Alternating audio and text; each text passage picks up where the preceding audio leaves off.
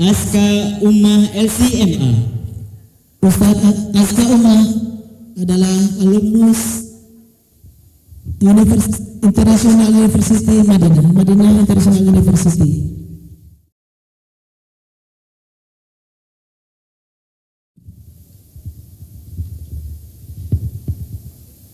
Senang.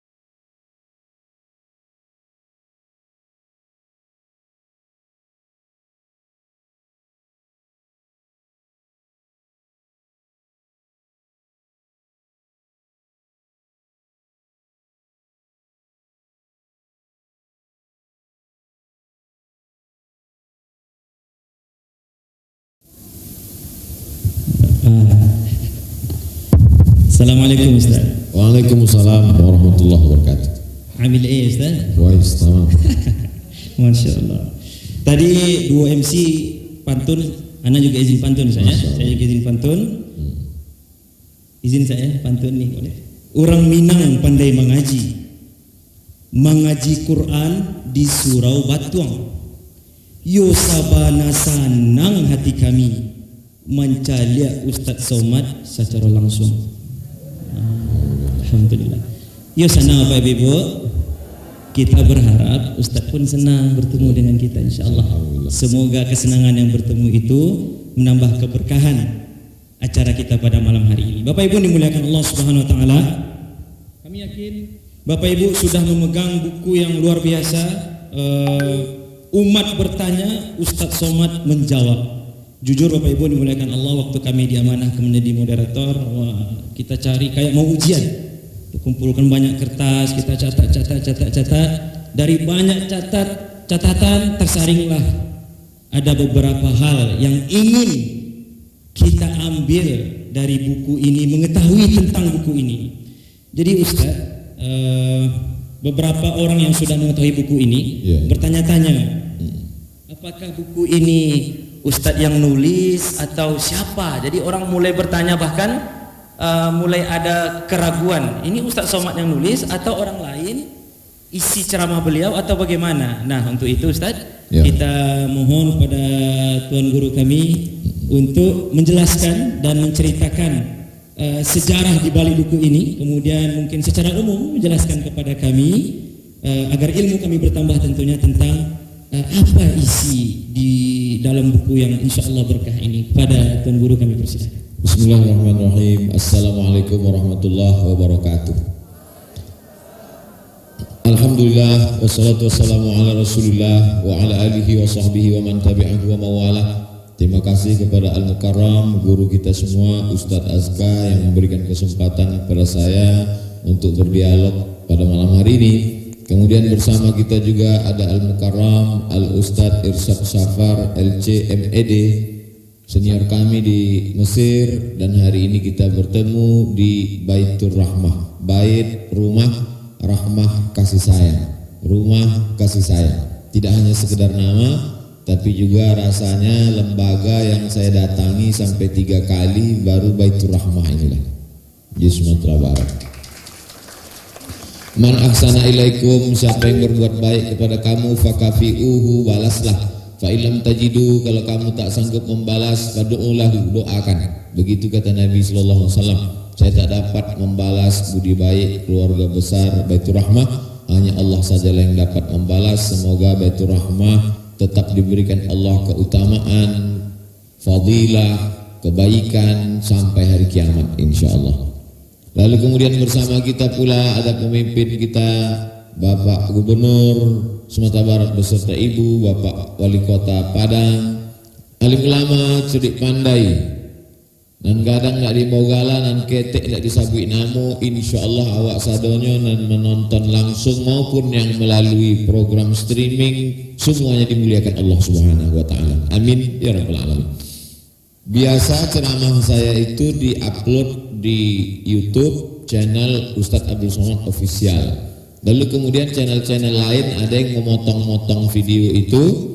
Lalu rupanya adalah seorang di Pulau Jawa mendengar ceramah itu dan mentranskrip, ditulisnya tanya jawab itu dengan, saya tak dapat membayangkan bagaimana dia menulis itu satu persatu. Tiba-tiba dia kirimkan ke Pekanbaru naskahnya sebanyak 500 halaman.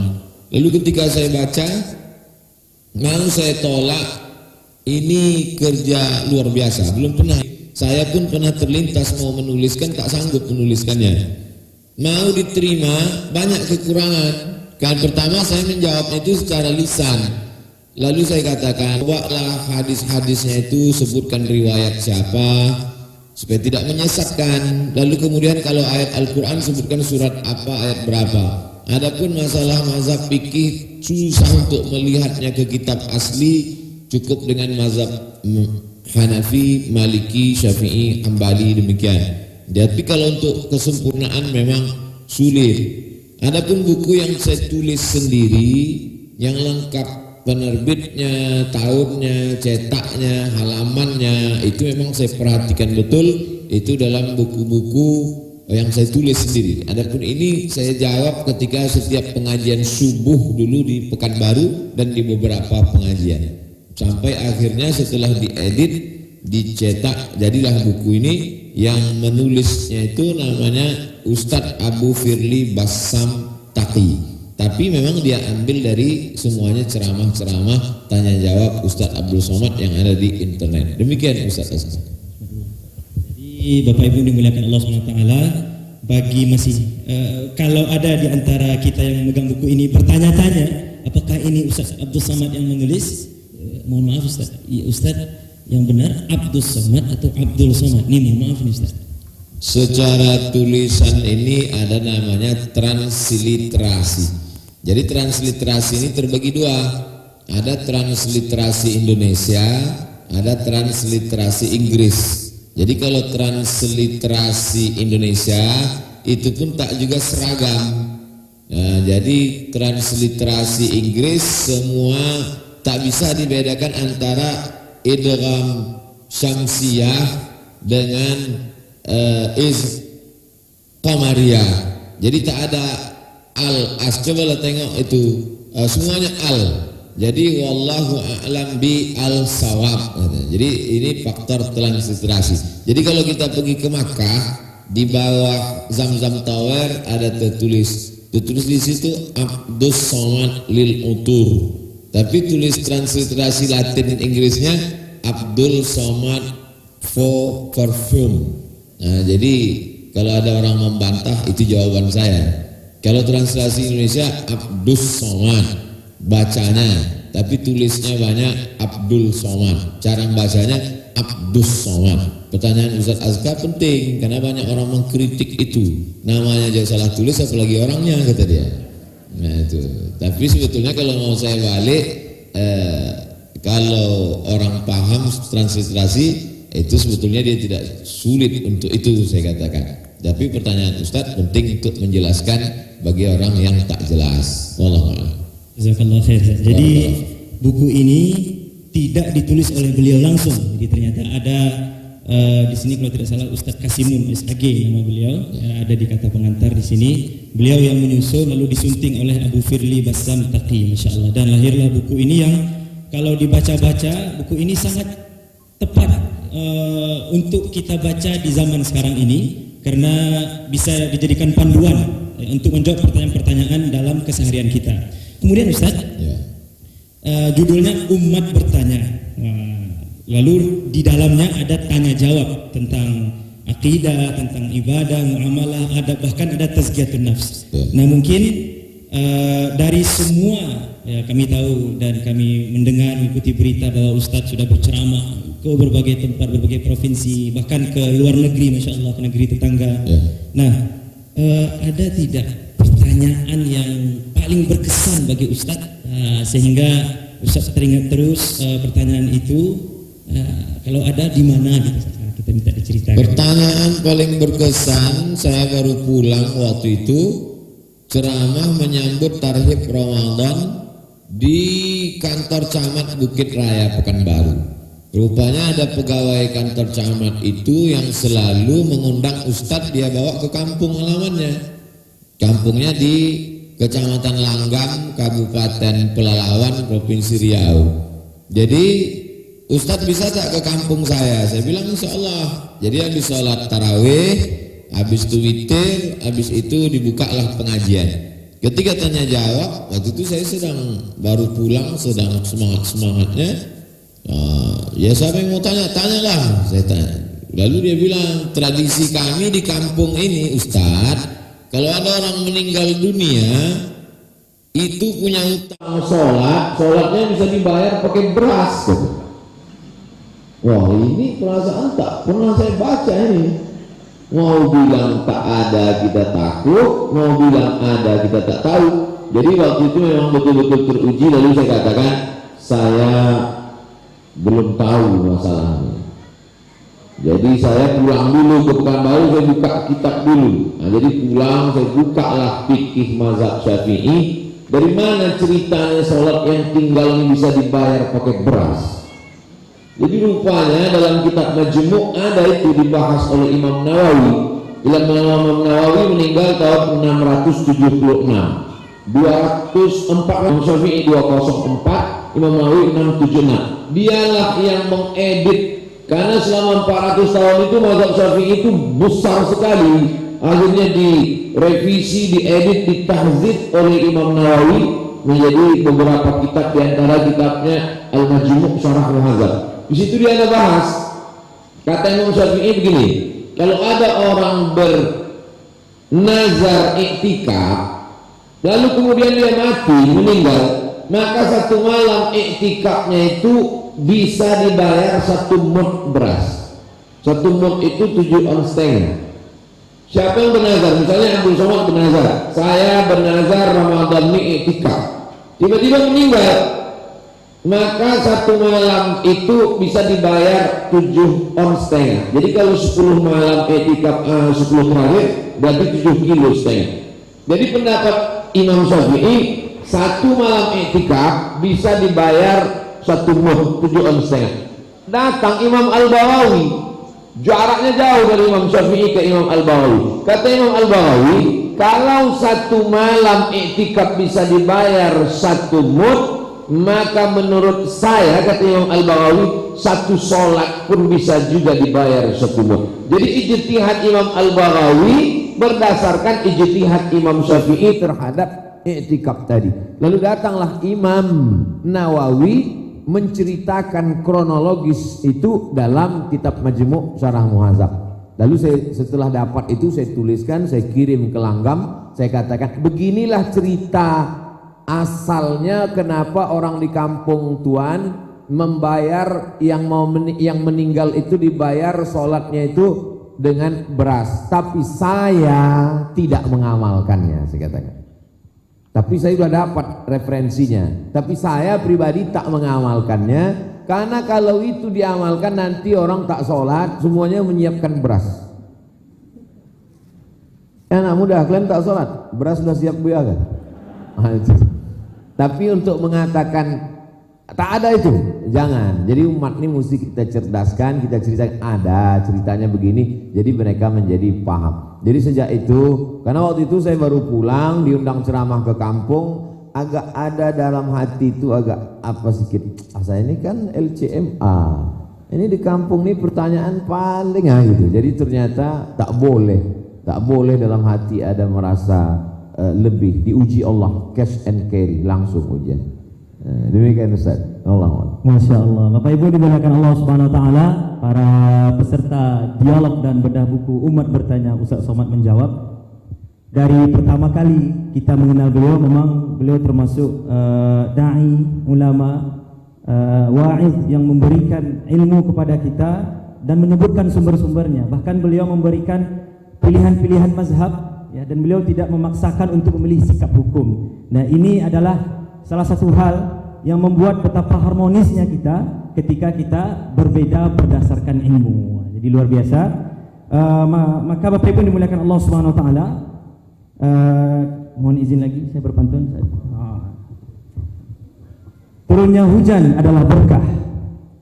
Berkahnya banyak untuk seluruh bumi. Agar lebih banyak mendapat faedah, mari kita mulai sesi diskusi.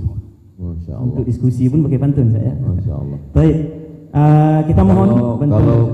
Kalau pai ke rumah mentuo jangan lupa singgah ke Tanjung Balai. Pantun buya lah duo, ambu alun jo membalai.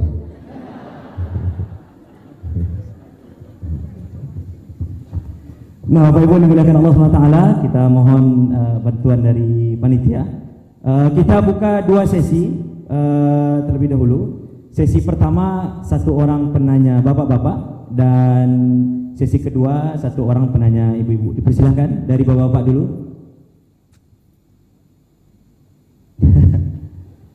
Tidak ada yang bertanya? Ini kayaknya peserta kita ini Ustaz yang sudah khatam semua YouTube Ustaz. Tidak ada lagi mau ditanya. Jamaah lah sadaqallah. Iyalah sadaqallah. Oke, mungkin kata bapak-bapak ladies first. Ya. Kita persilakan kalau ada ibu-ibu yang mau bertanya terlebih dahulu. Ya, bertanya secara langsung. Nanti mic-nya akan diberikan oleh panitia. Silakan untuk mengangkat tangan dan memperkenalkan diri. Ada dari ibu-ibu? Ini kesempatan luar biasa Bapak Ibu dimuliakan Allah. Kalau ada unek-unek yang selama ini, atau kita dekat Ramadan, sebentar lagi Ramadan insyaallah, Allahumma balighna Ramadan. Allah. Mungkin ada pertanyaan terkait Ramadan yang selama ini. Masya Allah, satu orang dari bapak-bapak. Silakan berdiri Pak. Silakan berdiri Bapak. Ya, mic-nya akan diberikan oleh panitia. Mohon untuk memperkenalkan nama, ya, dan langsung ke pertanyaannya. Barakallahu fiik. Bismillahirrahmanirrahim. Assalamualaikum warahmatullahi wabarakatuh. Waalaikumsalam warahmatullahi wabarakatuh. Perkenalkan, nama saya Muhammad Hafaz, asal Jorong Kaiwaro, Nagari Batang Barus, Kabupaten Solo. Sengaja berangkat karena dapat berita acara malam hari ini tentang bedah buku Ustadz Abu Samad berdua dengan santri yang belajar juga dengan saya. Barakallahu. Terkait dengan, barangkali tidak terkait karena memang belum baru tadi dapat buku ini, belum sempat baca full karena ada tawaran dengan masalah Ramadan, berhubung dengan masalah Ramadan. Yang ingin saya tanyakan adalah terkait dengan fenomena yang dilaksanakan oleh masyarakat, persoalan sebelum Ramadan, tarhib Ramadan tadi. Yang ingin saya tanyakan adalah pertama tentang hukum balimau, istilah Ustaz. Hukum balimau, kemudian tentang ziarah kubur. Bagaimana status hukumnya, karena banyak tempat di daerah kita ini ada yang melakukan ziarah kubur, bahkan itu menjadi tradisi di sebuah kampung. Kalau sebelum masuknya bulan Ramadan itu ziarah kubur maksudnya di makam-makam tertentu, sehingga membaca doa-doa tertentu pula, yang kadangkala doa yang dibaca itu tidak mengenai tidak terkhusus kepada yang dimaksud pada saat itu. Begitu Ustaz, mohon penjelasannya. Terima kasih. Assalamualaikum warahmatullahi wabarakatuh. Waalaikumsalam warahmatullahi. Kita tawarkan ibu-ibu dulu, saya satu lagi saya, ibu-ibu. Ambo tapi lupo. Oke. Iya. Oke lah. Untuk menghilangkan ketakutan Ustaz.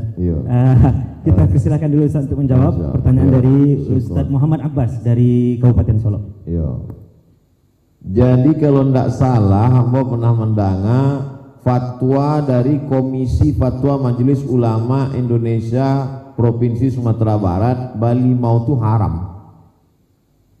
Mungkin bisa dicek lagi. Ambo cukup penasaran.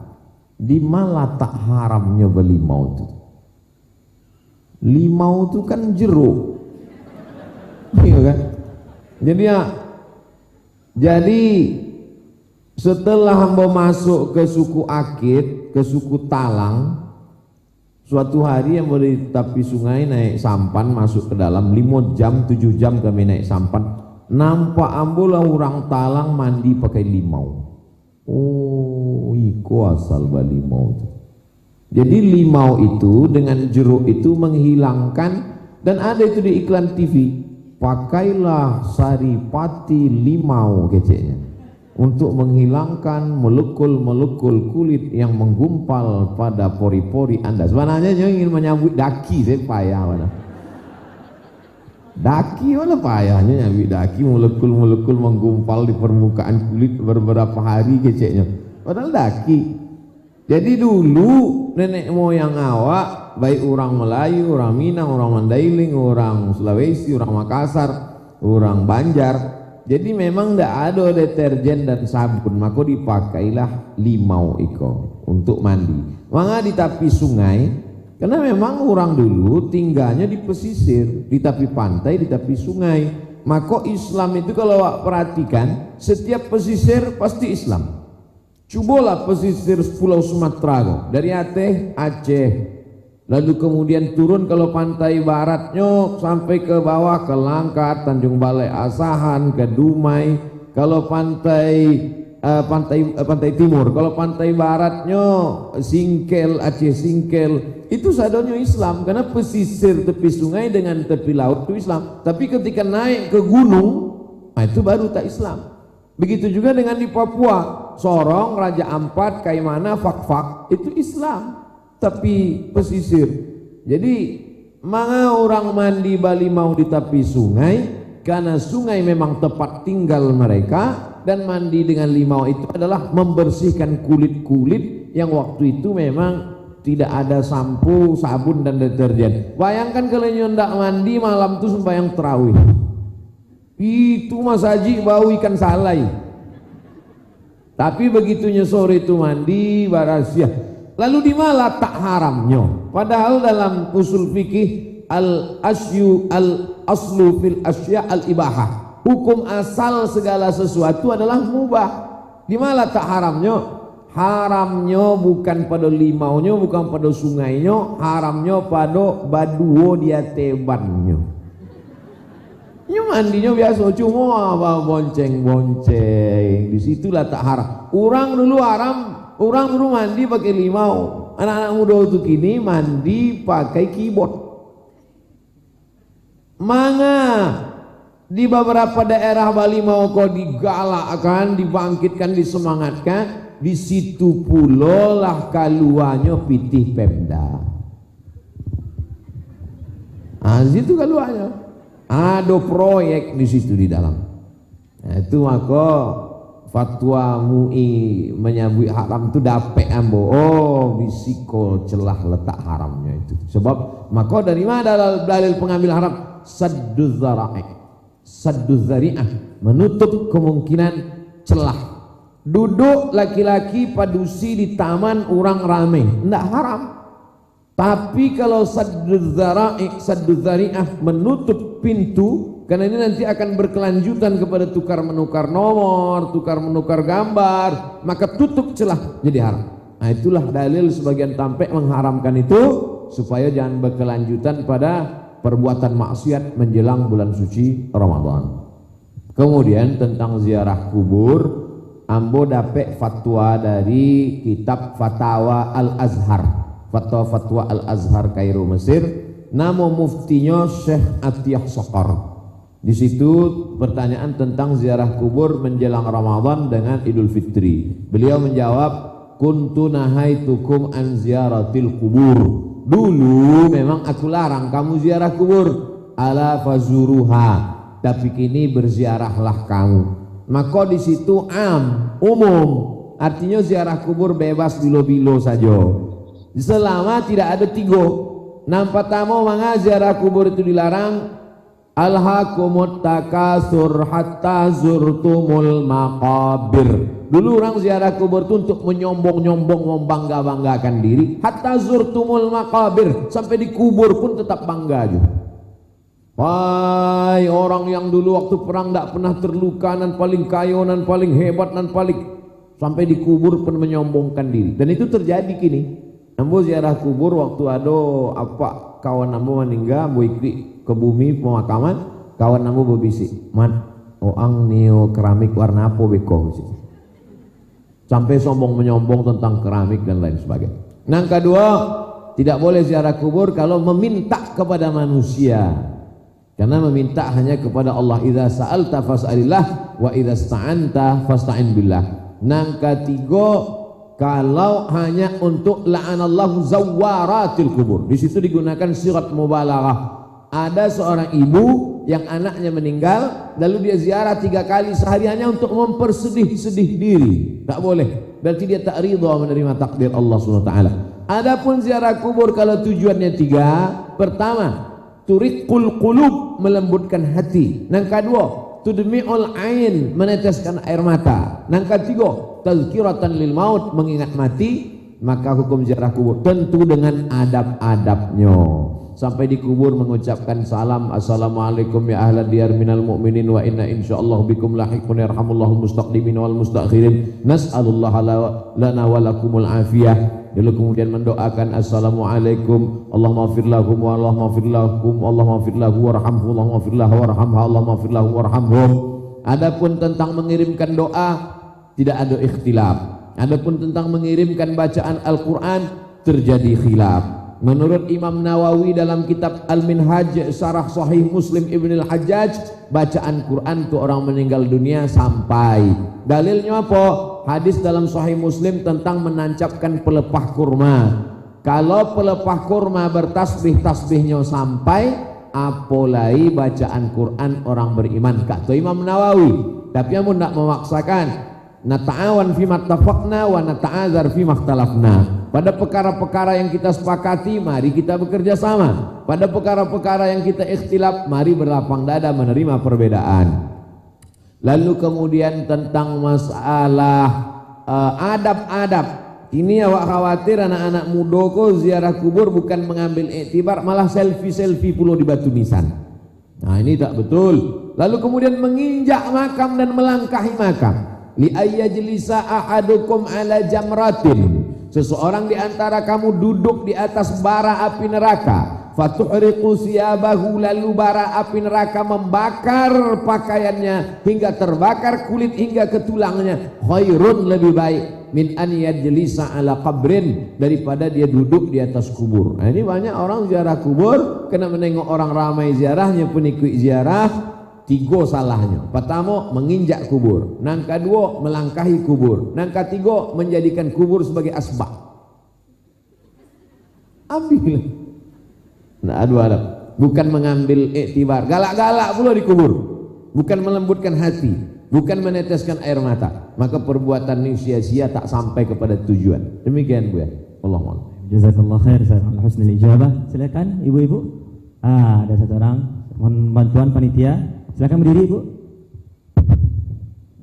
Oke, perkenalkan nama dan langsung pada pertanyaannya. Barakallahu fiik. Bismillahirrahmanirrahim. Assalamualaikum warahmatullahi wabarakatuh. Waalaikumsalam warahmatullahi wabarakatuh. Nama saya Wina Wahyuni Musdalifah. Semoga Ustadz selalu diberi kesehatan. Amin ya Allah. Saat ini saya sedang mengandung usia 8 bulan Ustadz. Mohon doanya jika anak saya laki-laki, semoga kelak menjadi ulama seperti Ustadz. Amin ya Allah. Pertanyaan saya pertama, apa amalan untuk ibu hamil agar mendapat anak yang solih atau solihah dan dipermudah dalam melahirkan? Lalu yang kedua, kebetulan tadi saya kontrol ke dokter, HB saya rendah dan dokter sarankan untuk tidak berpuasa di bulan Ramadan. Namun saya ingin puasa Ustadz, dan yang saya ingin tanyakan, jika saya tak berpuasa, apakah nanti saya bayar fidyah saja atau ganti puasa saja atau kedua-duanya Ustadz? Terima kasih. Assalamualaikum warahmatullahi wabarakatuh. Waalaikumsalam warahmatullahi wabarakatuh. Langsung. Supaya tidak takut Ustaz. Ya. Faman kana minkum maridan, siapa yang sakit, au ala safarin, atau musafir, Fa'iddatum min ayyamin ukhar, ganti di hari yang lain, namanya qadha. Ini jenis yang pertama. Jenis yang kedua, wa 'alal ladzina yutiqunahu, bagi siapa yang tidak sanggup puasa, tidak sanggup puasa di Ramadan, di Syawal pun tidak jo, di Zulqa'dah pun tidak jo, fidyatun ta'amu miskin, hendaklah ia membayar fidyah. Jadi dua kelompok saja. Yang pertama qadha, yang kedua fidyah. Nan menjadi masalah perempuan nan hamil dan menyusui indah ada disabuikan inyo masuk kelompok mana? Apakah inyo masuk kelompok nan membayar fidyah atau qadha? Karena tidak disebutkan, maka disitulah terletak ikhtilaf ulama. Maka terbagi kepada tiga pendapat. Pendapat yang pertama diambil dari pendapat Ibnu Abbas, bahwa perempuan hamil atau menyusukan anak indak puasa inyo cukui membayar fidyah saja. Pendapat yang kedua di antaranya riwayat Imam Ahmad bin Hanbal, inyo cukui membayar qadha saja. Sedangkan pendapat yang ketiga mazhab Syafi'i, kalau inyo indak puasa karena dirinya, ibu hamil dan menyusui tidak puasa karena dirinya lemah, maka dia qadha saja. Tapi kalau ada unsur anaknya, kata dokter SPOG, spesialis objin, ibu sehat bu, cuman janin ibu lemah, ada unsur ekstern, maka inyo kanai duo, qadha dan fidyah. Tiga pendapat dan mazhab Syafi'i ada spesialisasi duo. Maka ambo memegang pendapat mazhab Syafi'i, kalau tidak puasa karena dirinya qadha saja. Tapi kalau ada unsur ekstern anaknya, maka dia qadha plus fidyah. Tapi amun tidak menyalahkan kalau ada ustadz dan menyebut tidak perlu bayar fidyah, cukup qadha saja, karena masih ada dalam ahlus sunnah wal jamaah, bukan khawarij, bukan syiah, bukan murjiah, bukan mu'tazilah, bukan qadariyah. Awak sampai mazhab itu masih ahlus sunnah wal jamaah. Adapun tentang ibu bagaimana supaya anaknya soleh, di antara nan ambo-ambo baco-baco nan tabaco de ambo, rupanya masyarakat di Moskow di Rusia itu diadakan tur untuk pergi ke museum melihat lukisan-lukisan nan rancak-rancak nan cantik-cantik, dan talingo awak nan ikut tur itu mandanga musik dari Beethoven dan musik-musik slow lembut. Tapi nan ikut tur itu tidak boleh Abdul Somad dan buya-buya, nan ikut itu ibu-ibu hamil saja. Apa tujuannya? Supaya mata si ibu itu melihat lukisan seni dan telinganya mendengar musik Mozart dan Beethoven, musik klasik, supaya anaknya tenang di dalam. Ketika saya membaca berita itu, subhanallah, masya Allah, Islam sudah mengajarkan itu sejak lama. Apa kata Allah Subhanahu wa taala? Hal ata 'alal insani hinum minad dahri lam yakun syai'an madhkura. Inna khalaqanal insana min nutfatin amsyajin nabtalihi faja'alnahu sami'an basira. Rupanya anak dalam kandungan sudah mendengar dan sudah melihat. Maka kalau si dokter tadi yang tak beriman dari Rusia itu, yang tak percaya Tuhan itu mengatakan ibunya mendengar yang baik menurut dia musik, maka yang baik menurut Islam adalah idza quri'al Qur'an fastami'u lahu wa ansitu la'allakum turhamun. Maka mata diajak melihat pemandangan, melihat Al-Quran, melihat pengajian, melihat orang-orang soleh. Telinga mendengarkan yang baik-baik. Kalau detak jantung ibu normal, maka anak di dalam tenang. Bagaimana cara menenangkan ibu hamil? Bawa ke mall Pak Ustaz. Makin tak tenang. Karena semakin banyak duit kita, semakin banyak keinginan, semakin tinggi hasrat untuk membeli, semakin tak tercukupi dan jantung makin tak normal. Asam lambung naik, asam urat turun. Maka cara menenangkan ibu hamil adalah ibu hamil itu tidak normal baik secara psikologis maupun fisik. Buktinya mana? Semua yang harum dia cium bau, mau lihat lakinya pun dia mau muntah. Lalu kemudian bagaimana supaya menenangkan dia? Allah memberi jurus dalam Quran, ala bidzikrillahi tatma'innul qulub. Dengan banyak berzikir hati mengingat, mulut menyebut, pikiran memuliakan Allah, maka hati menjadi tenang, ridha. Jadi ini semua adalah cara-cara.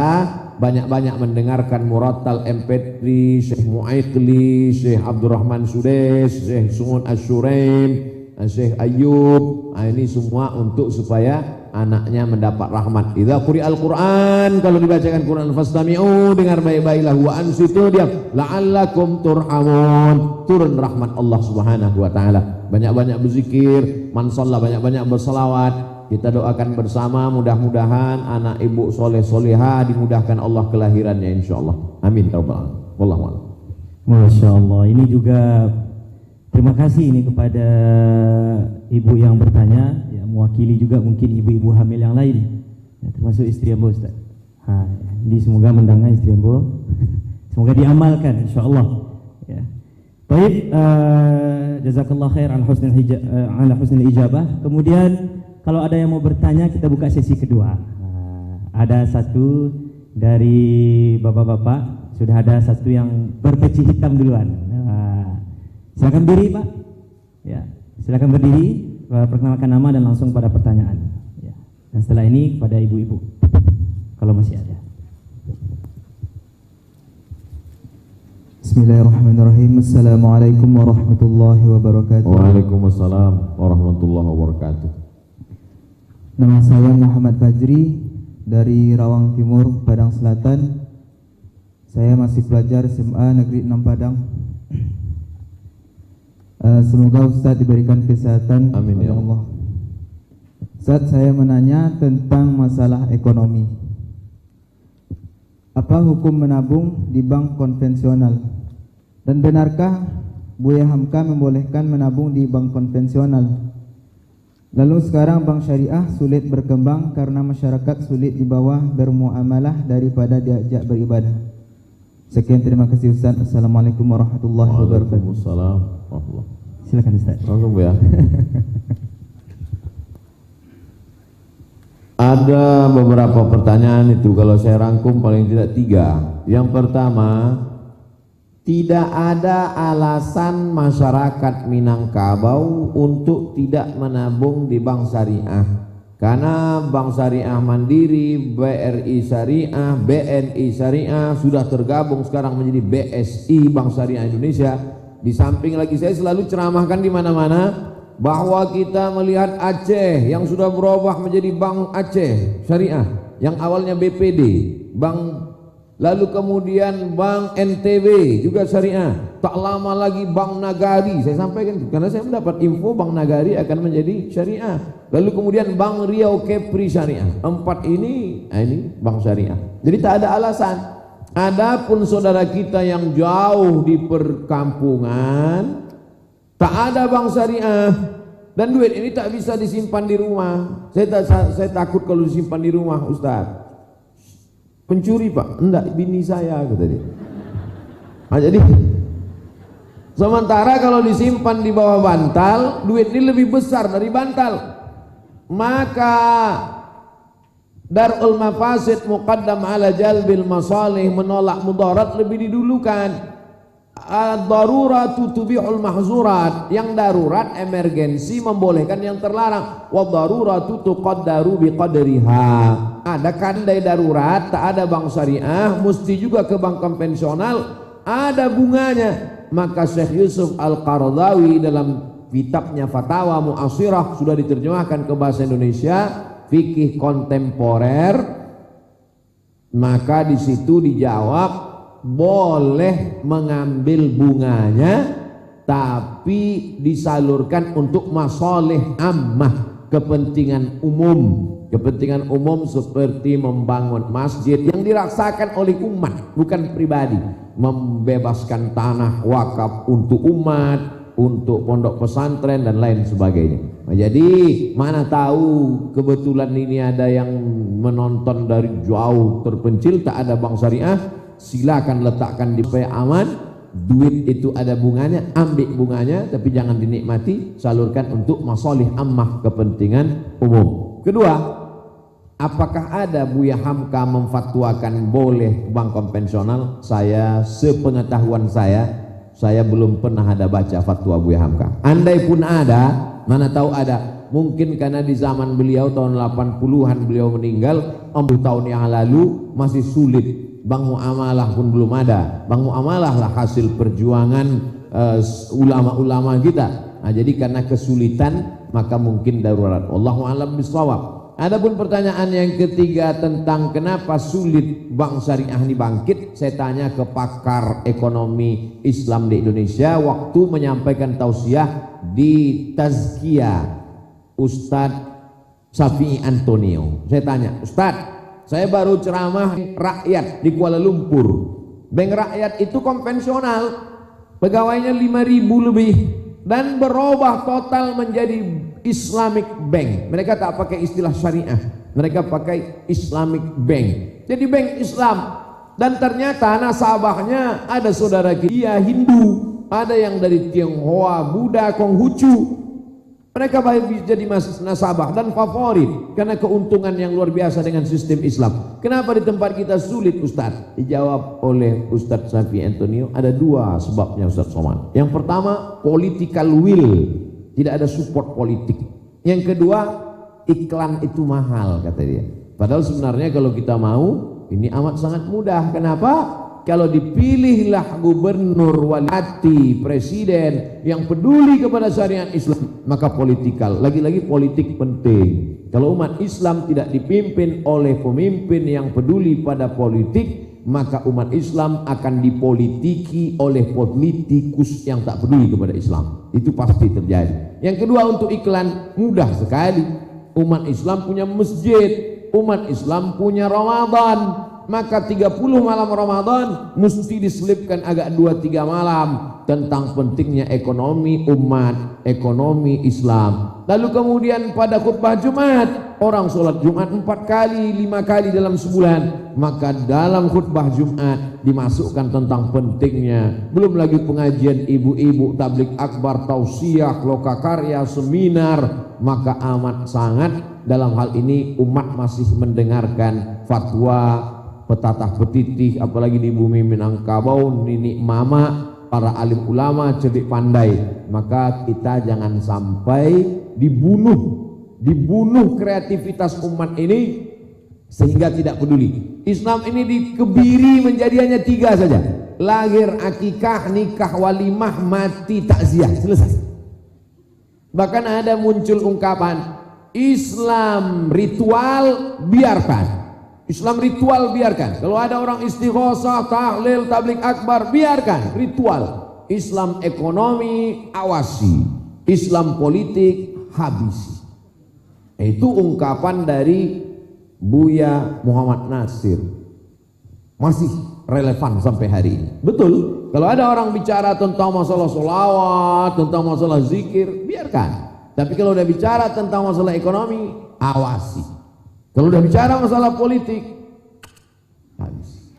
Maka kalau mau selamat, cerita tentang poligami, tentang masalah. Nah, saya mancing, itu pun tak selamat juga. Ibu-ibu udah mulai marah. Jadi banyak orang sekarang cari selamat. Kenapa orang marah dengan saya? Awal-awal dulu tak marah. Marah ketika saya katakan, belanjalah ke warung tetangga. Perhatikan kemana kau belanja, apakah kalau dia untung nanti dia akan bangun masjid untuk yatim, fakir, duafa, berwakaf. Situ orang marah, berarti kau anti kebinekaan, Abdul Somad. Baru saya paham, betul juga kata Buya Muhammad Nasir. Wallahualam. Barakallahu fiik, jazakallahu khair ya Ustaz ala husnul ijabah. Terakhir kesempatan untuk ibu-ibu. Silakan berdiri Ibu. Oh iya. Kita persilahkan Umi untuk bertanya. Mohon bantuan dari panitia.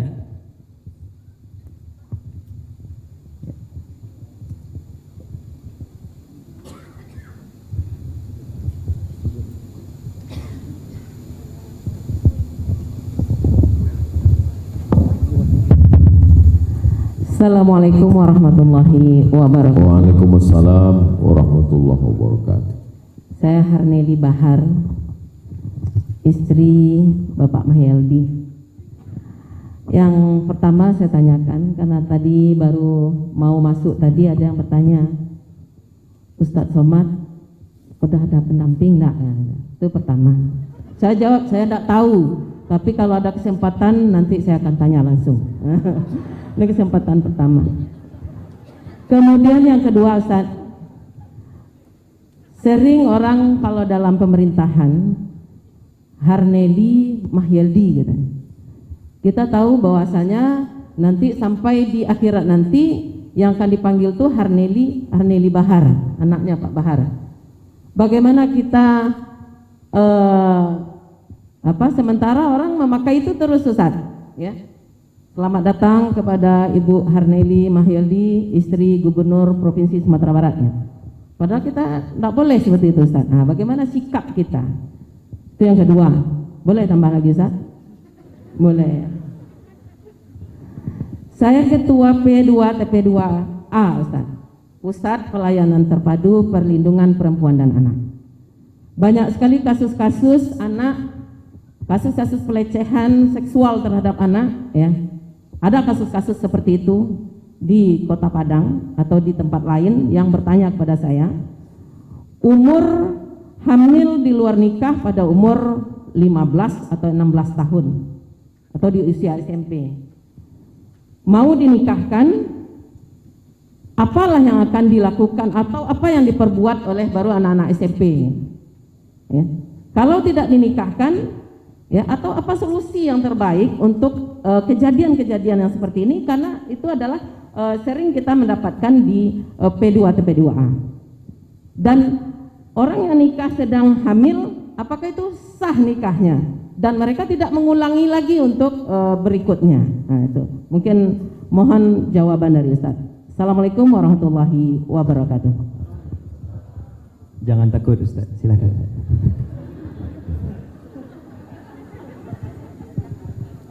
Kalim papeh mancaliak lumbo-lumbo, nan lamona lapeh nan kadua lun tibo. Itu untuk pertanyaan pertama. Pertanyaan yang kedua, nah sampai lupa pula pertanyaan kedua. Dek, awak mau mikirkan pantun tadi. Pertanyaan kedua dari beliau, saya simpulkan pertanyaannya, apa tentang hukum meletakkan nama suami di ujung? Meletakkan nama suami di ujung ko bahayo. Bahayonya kalau nyoba meninggal,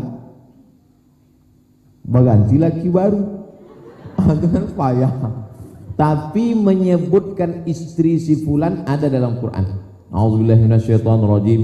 Idz qalat imra'atu Imran. Ingatlah ketika istri Imran, dicabi nama Imran di situ. Daraballahu mathalan lilladzina amanu imra'ata. Daraballahu mathalan lilladzina kafaru imra'ata Fir'aun wa imra'ata Lut. Ada disebut. Artinya ada penyebutan nama itu menunjukkan ikatan suami. Imra'atu Imran artinya istri Imran, tak masalah. Yang tak boleh itu adalah kalau nisbatnya itu adalah nasab. Itu yang tak boleh. Makanya ketika orang menyebut Zaid bin Muhammad, turun ayat, Makana Muhammadun aba ahadin min rijalikum. Muhammad bukan ayah kamu, walakin Rasulullah, akan tetapi dia Rasul utusan Allah, wa khataman nabiyyin. Maka berubahlah Zaid bin Harisah, tak lagi disebut Zaid bin Muhammad karena ada bin di situ. Nah, masalahnya di tempat kita, apakah penggunaan di ujung itu untuk menunjukkan istri atau bin? Karena kebanyakan kalau di Saudi Arabia pakai bin dengan binti, tapi kalau di Mesir enggak, langsung nama di ujung. Jadi saya yakin dan percaya ketika disebut nama Pak Gubernur, Pak Mahyaldi, semua orang Sumatera Barat tahu bahwa yang dimaksud adalah istri dan bukan nasab. Tapi kalau kita mau keluar dari khilaf, al-khuruju minal khilafi aula, keluar dari ikhtilaf lebih utama. Lalu kemudian tentang masalah anak di bawah umur maaf cakap, terjadi hal yang tak diinginkan, ada dua langkah. Pertama, langkah sebelum terjadi. Selama ibu-ibu masih cerewet, kau pergi kemana, pulang jam berapa, naik apa, mana kunci mobil, mana kunci motor, mana, selama ibu masih merepet, insya Allah dunia masih aman. Tapi kalau ibu sudah diam, terjadilah apa yang terjadi. Bu, saya bawa anaknya ya, bawalah. Sampai pagi bu, 3 hari pun tak apa, habis kiamat dunia. Jadi saya dengan adik saya selamat itu karena emak kami memang tegas. Saya mau ke Mesir itu ditanya dulu, kau kalau mau sekolah, ku sekolahkan. Sampai kemana kau mau, ku tanggung. Tapi kalau mau nikah, nikahlah, pilih mana, nikah apa sekolah? Sekolah mak. Nah, jadi orang tua itu belum terjadi. Kalau sudah terjadi mengamuk marah tak ada gunanya. Makin hari makin besar. Mengamuk tak menyelesaikan masalah. Kalaulah mengamuk menyelesaikan masalah, kita buat aja masalah bangsa ini acara mengamuk nasional. Selesai masalah ini. Jadi bagaimana solusinya kalau sudah hamil? Nikahkan. Karena menggugurkan itu dosanya membunuh. Man qatala nafsan bighairi nafsin faka'annama qatalan nasa jami'ah. Sama dengan membunuh. Lalu bagaimana Ustadz kok dinikahkan? Mazhab apa yang dipakai menikahkan? Kompilasi hukum Islam Indonesia pakai mazhab Syafi'i. Dalam mazhab Syafi'i menikah, maka perempuan hamil menikah itu sah. Itu maka Pak Kua itu berani menikahkan perempuan hamil. Pak Kua, ini anak kami hamil. Kata Pak Kua, ikon angka 35 gitu ya Kua. Menikahnya sah. Yang jadi masalah setelah anak nanti lahir muncul 4 masalah. Pertama, tak boleh pakai bin bapaknya. Karena dia sudah ada sebelum hari H. Curi garis stan. Yang kedua, kalau bapak mati, anak ini tak dapat harta warisan. Karena mereka tak ada hubungan nasab. Yang ketiga, kalau anak ini meninggal, si bapak pun tak dapat harta warisan karena mereka tak ada hubungan nasab. Yang keempat, kalau anak ini nanti gadis, si bapak ini tak boleh mewalikannya. Walinya siapa? Fasultanu waliyun man la waliyalaha. Sultan menjadi wali. Kita sekarang tak punya sultan lagi, Pak Kua. Karena dulu kesepakatan Pancasila, ketuhanan dengan menjalankan syariat Islam bagi pemeluknya. Saudara kita di timur tak setuju. Kalau masih dipakai menjalankan syariat Islam bagi pemeluknya, kami tak mau bergabung dengan Indonesia. Okelah, di antara yang setuju, okelah itu adalah Bung Hatta untuk menjaga negara kesatuan Republik Indonesia. Kalau gitu, ketuhanan yang Maha Esa. Lalu Islam bagaimana menjalankan syariatnya? Dibuatlah Kementerian Agama, dulu namanya Departemen Agama. Maka menteri ada satu khusus mengurus ajaran syariat Islam. Lalu kemudian sampai ke bawah, itulah dia ujung tombaknya KUA. Makanya KUA tak ada buku, karena tak bisa dia menikahkan. Sultan yang menikahkan itu laki-laki, maka dibuat KUA, Kantor Urusan Agama. Pak Kua lah yang menikahkan anak ini nanti. Jadi solusinya adalah solusi terakhir, nikahkan. Lalu bagaimana pekerjaannya itu ini segala macam? Disitulah pentingnya orang tua menabung. Orang tuanya sama-sama susah Pak Ustadz. Disitulah pentingnya ada lembaga wakaf. Disitulah pentingnya ada Basnas. Karena disitu ada 8 asnaf. Innama shadaqatu lil fuqara wal masakin wal amilina 'alaiha wal mu'allafati qulubuhum wa fir riqab wal gharimin wa fi sabilillah wa ibnis sabil. Jadi ini semua tanggung jawab kita bersama. Langkah sebelum terjadi dan langkah setelah terjadi. Di antara benteng untuk anak kita supaya tak terjadi apa yang dikhawatirkan Ibu Gubernur adalah masukkan anak ke pondok pesantren sebelum tanggal penutupan berikut ini. Pesantren Ar-Risalah. Wallahu a'lam. Wallahu Jazakallahu khair ala hadzal ijabah. Sesi terakhir ini kita berikan peluang untuk peserta virtual, Ustaz. Ada puluhan peserta virtual dan sudah ada 3 pertanyaan. Insyaallah ini bisa dijawab dengan singkat oleh Ustaz karena sudah kayaknya ada beberapa pertanyaan juga yang sudah sering diulang-ulang, Ustaz. Pertanyaan pertama dari Pak Asril, beliau bertanya, ba'a hukumnya, ini bahasa Minang atau bahasa Indonesia, saya tidak tahu. Bagaimana hukumnya salat tarawih yang dilakukan cepat Ustaz? Baca Al-Fatihah satu nafas. Apa hukumnya Ustaz? Apakah sah salatnya atau tidak? Pertanyaan pertama Ustaz. Bismillahirrahmanirrahim. Alhamdulillahi rabbil alamin arrahmanir rahim maliki yaumiddin iyyaka na'budu wa iyyaka nasta'in ihdinas siratal mustaqim siratal ladzina an'amta 'alaihim ghairil maghdubi 'alaihim waladdallin. Amin. Sah. Kalau Fatihahnya bantu itu sah. Tapi kalau Fatihahnya Bismillahirrahmanirrahim bantu makan goreng ange apa nggak sah. Itu tentang masalah Fatihah. Ambo mesti danga bantu Fatihah. Kalau indak betul makharijul huruf, matnya, tajwidnya, ikhfa'nya, qalqalahnya, gunnah bila gunnahnya, la salata liman lam yaqra' bi Fatihatil kitab, tidak sah salat siapa nan Fatihahnya tidak betul. Itu tentang masalah Fatihah. Yang kedua, Nabi pernah memanggil jamaah sahabat akecek Nabi, hatta tatma'inna qa'iman, tagaklah sampai tumakninah. Hatta tatma'inna qa'idan, duduklah sampai tumakninah. Hatta tatma'inna raki'an, rukuklah sampai tumakninah. Itu nan capek-capek itu banyak indah ada tumakninahnya. Seketek-ketek tumakninah, sekali tasbih ada tumakninah. Subhana rabbiyal a'la wa bihamdih, subhana rabbiyal azimi wa bihamdih, subhana rabbiyal a'la. Tapi nan indak menyabui di mulut itu ada tumakninah. Allah.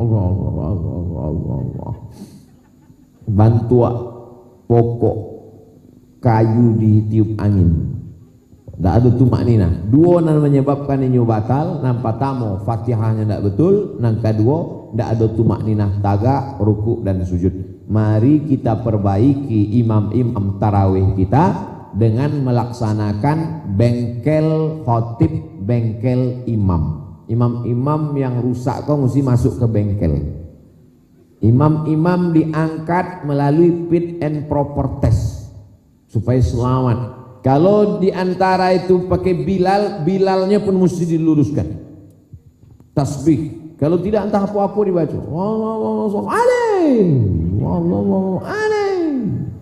Tidak betul. Dan kita bertanggung jawab di hadapan Allah SWT. Demikian. Allah. Baik, jazakallah khair Ustaz ala husnul ijabah. Kemudian yang kedua, ini pertanyaan yang juga sering ditanyakan, apa hukumnya babilang hari? Di Minangkabau ini ada peringatan kematian 3 hari, 7 hari, 10 hari, 40 hari dan seterusnya Ustaz. Apa hukumnya Ustaz? Nabi Allah Ta'ala dalam Quran tidak ada menyebut. Wahai orang beriman, kalau ada orang meninggal, buatlah 3 hari, buatlah 7 hari, buatlah 40 hari, tidak ada. Dalam Quran tidak ada. Dari Al-Fatihah sampai An-Nas tidak ada. Dalam hadis tidak juga ada. Sahih Bukhari, Sahih Muslim, Sunan Tirmidzi, Sunan Abi Daud, Sunan Tirmidzi, Sunan Nasa'i, Sunan Ibnu Majah, Muwatta' Malik, Musnad Ahmad bin Hanbal, Sunan Ad-Darimi, 9 kitab hadis tidak juga ada. Lalu dari angka 3 hari kok pendapat Imam Atha dari kalangan tabi'in. Nabi sahabat, orang nan basuo Nabi sahabat. Orang nan basuo sahabat tapi tidak basuo Nabi namanya tabi'in. Tabi'in ada namanya Imam Atha. Kece Imam Atha dianjurkan orang nan meninggal itu keluarganya ayyatasaddaqo, bersedekah makanan untuk meringankan orang yang meninggal.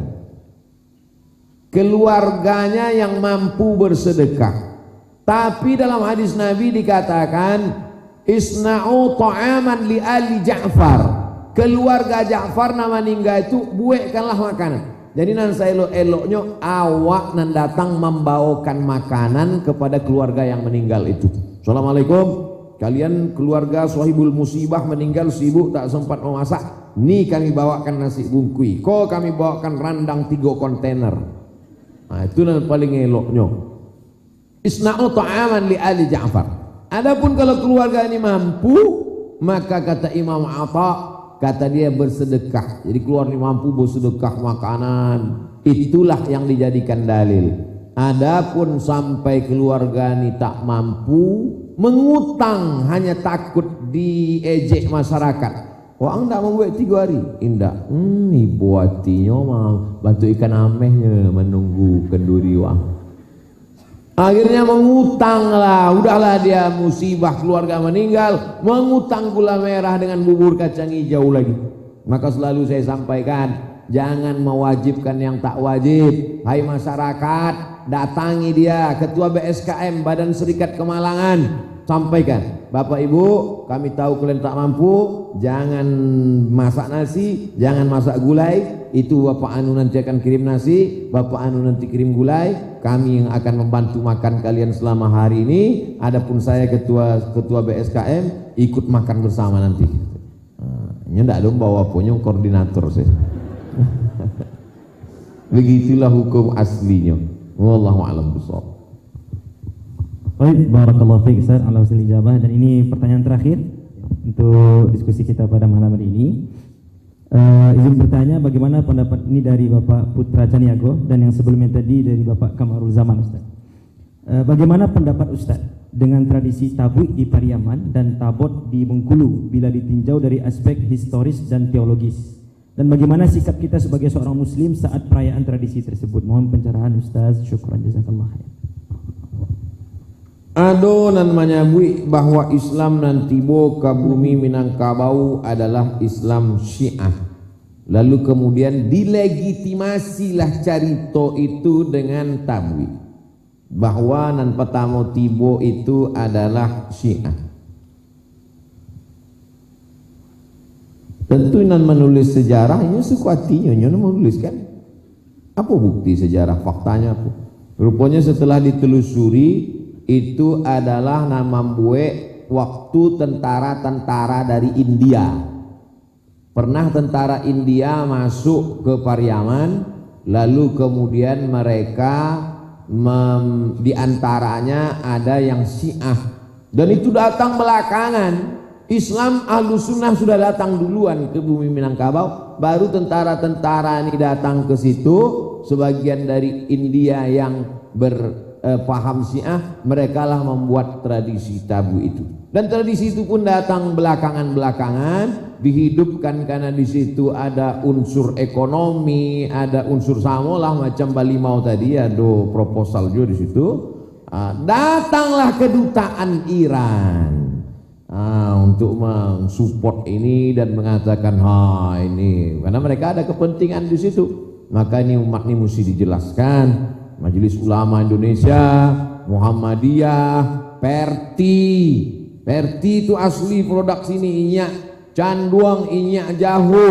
Maka mesti bertanggung jawab Perti dan Muhammadiyah untuk menunjukkan bahwa Islam yang datang ke bumi Minangkabau adalah Islam Ahlus Sunnah wal Jamaah. Supaya anak-anak kita yang mendapat informasi dari internet ini tidak dibelokkan informasinya, tidak dibengkokkan informasinya. Kita tahu bahwa ulama yang pertama menerjemahkan Al-Quran ke dalam bahasa Melayu namanya Syekh Abdul Rauf As-Singkili. Saya datang ziarah ke makamnya. Syekh Abdul Rauf As-Singkili itu punya murid langsung. Ketika dia sedang makan sirih, jatuhlah tepak sirihnya itu ke dalam WC.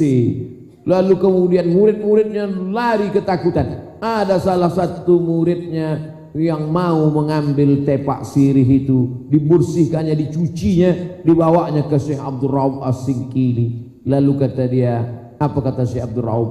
Kaulah muridku yang paling utama, nanti kau mewarisi ilmuku. Nama muridnya itu Pono. Lalu baliklah muridnya itu ke bumi Minangkabau bernama Burhanuddin Ulakan. Saya mau menjelaskan sejarah ini bahwa ini mereka Ahlus Sunnah wal Jamaah, bukan Syiah. Nah, jadi jangan sampai kita, anak cucu kita terikut-ikut seolah-olah dengan perayaan tabu ini lalu kita dikatakan Syiah dan lain sebagainya. Na'udzubillah. Kita Ahlus Sunnah wal Jamaah. Itu datang dari tentara India yang pernah membuat tradisi, itu hanya tambahan-tambahan. Wallahu a'lam. Barakallahu fiik Ustaz. Terima kasih banyak. Mohon maaf kepada peserta yang tidak bisa bertanya ya, karena waktu yang membatasi kita, termasuk juga peserta virtual mungkin. Tapi insya Allah walaupun dalam waktu yang terbatas kita banyak mendapatkan ibrah, banyak mendapatkan faedah dan ilmu. Malam Jumat kita berkumpul di sini. Bantu lagi Ustaz. Di ruangan ini kita saling berbagi. Pada akhirnya bedah buku kita akhiri, walau sebenarnya tak ingin melihat Ustaz Somad pergi. Menangkap puyuh di Bukit Selasi. Thank you dan terima kasih. Masyaallah, tabarakallah. Jazakallah khair Ustaz ala husnil muhadarah, dan terima kasih Ustaz Irsyad Syahsar ala husnil musahabah. Dan Bapak Ibu dimuliakan Allah SWT, acara kita belum berakhir, akan ada acara berikutnya, dan tentu sesi dialog dan bedah buku ini kami akhiri terlebih dahulu dan kami serahkan kembali kepada dua MC, Ustaz Rio dan Ustaz Ali. Saya sebagai moderator Azka Ummah mohon pamit dan undur diri. Apabila ada kesalahan, kepada Allah saya mohon ampun, astagfirullah, astagfirullah, astagfirullah. Dan kepada kita semua saya mohon maaf. Assalamualaikum warahmatullahi wabarakatuh.